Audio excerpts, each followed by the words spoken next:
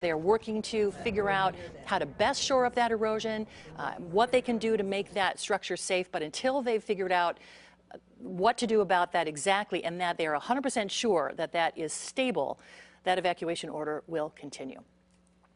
Meanwhile, a lot of people live near Lake Oroville, really scrambling this morning as the threat of that emergency spillway collapsing continues. Our photographer Dave Grasshoff is at the home of some residents who've spent the last 20 years in that area. Hi, Dave. Hi, Marianne. Yeah, I found a really nice spot here. I'm going to introduce you here to Chipper. Skipper. This is her home. Skipper. Skipper has been here Hi. for the last 30 years. You've been here? 30 years, yes. Okay. Tell me what the last few days have been like, Skipper. They've been a little hectic. It's been really interesting up here at the dam, watching the comings and goings and all the hardworking people. It's been a little scary, but our community pulls together as it always does, and it's a magnificent town. It's very scary with the possibility of that emergency spillway literally giving way. Now, hopefully that doesn't happen. Yeah. Now your house is right above where they're loading up the rocks on the helicopters. Take me through what you've seen. I've seen a lot of trucks. Jace Croswell Trucking is up here with his crew constantly working 24/7. The helicopters have been coming in. It's just been a big pull together of all the workers that have worked tirelessly, for the community. Yeah. Okay, now talk about, I'm going to pan over here. I'm going to show, now this is the dam we're looking at. Take me through the dam, explain that and how much it's come down. Okay. This is our dam right here, as you can see. You can see by the debris and the water line that the dam level has come down. If you look at the buoys, the orange buoys, we've been looking at those. That first buoy was well back, and now it's more towards the dam. If you pan over, that's where the emergency spillway is. And the plume is the regular spillway. That's where the initial damage was. The dam is structurally sound. It's an earth-built dam. It's our pride and joy here in Oroville, and she is in no danger of the water going over.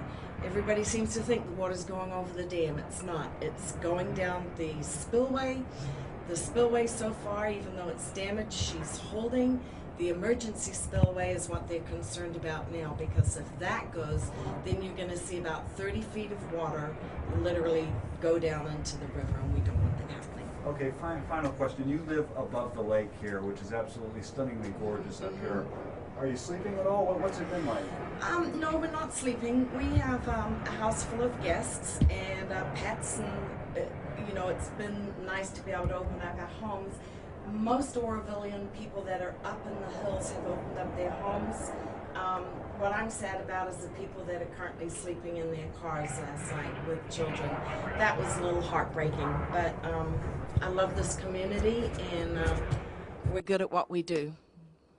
Okay, well, we really appreciate you inviting us to your home and up here to see all this, and we thank you for joining us on Good Day. So, Marianne, there you go, a perspective from Skipper here at her house here on Kelly Ridge. Excellent, Dave, and everything she said is absolutely correct. And there you see on the left our helicopter shot there showing you that's the area just above and to the left of that emergency spillway that she was talking about there. That parking lot yesterday was underwater, and the emergency spillway was being overtopped with water. And it's designed to do that. When it gets to about 901 feet above sea level, the water will just go over the top as if you were filling up your sink and you just left it going, and it just would go over the top. Well, they've managed to reduce the flow by letting less water into Lake Oroville while continuing to put out 100,000 cubic square feet.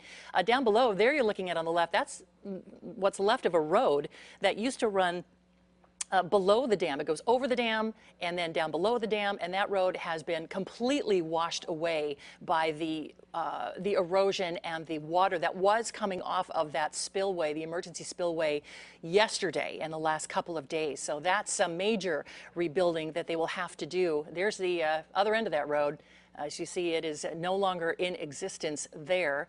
It also means that the launch ramp into Lake Oroville is not going to be in use for the entire summer, undoubtedly, while they work to shore up that hillside and replace that road, and more importantly, make sure that emergency spillway wall is stable.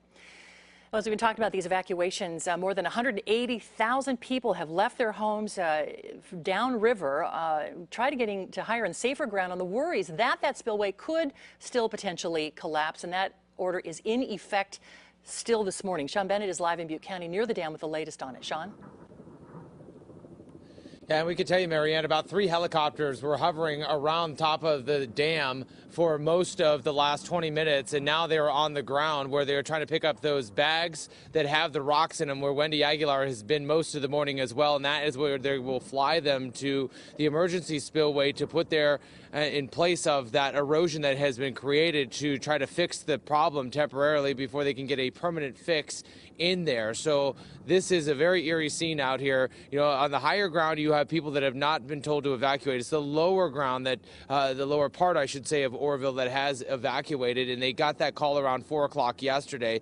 We're learning from people we talked with. The fire department used their loudspeaker to tell people to get out of their neighborhood, get out in a hurry, grab their pets and personal belongings. Only had a few minutes to do so. And now that dam is actually starting, the water, I should say, at the dam starting to lower a little bit, which is the good news. The bad news is another storm is coming. Cody's been talking about it most of the morning, coming Wednesday night, lasting through the weekend. So they're trying to do as much as they can over the next couple days with the dry conditions that are out here, not only at the spillway, but the dam and around Oroville as well. It's very cold out here for a lot of the crews working and the emergency services that are out here this morning, but trucks are providing big chunks of concrete, driving them down the dam and, of course, down the road towards the spillway and the emergency spillway. So a lot happening here. They were waiting for daybreak. They were waiting to get a chance to come out here and finally see what happened overnight. It's because, you know, I'll tell you, when they got that emergency call for a lot of the residents, there was only about an hour left of sun before it went pitch black out here. So a lot happening, still a lot to go today. So we'll stay on top of this developing story here out of Butte County, Marianne. We'll pass any new information on as it becomes available with the latest developments. Back over to you. All right, Dave and Sean Bennett there for us this morning. Thanks very much. And we'll continue to cover this for you on the other side of this break. More Good Day coming up here in just a moment.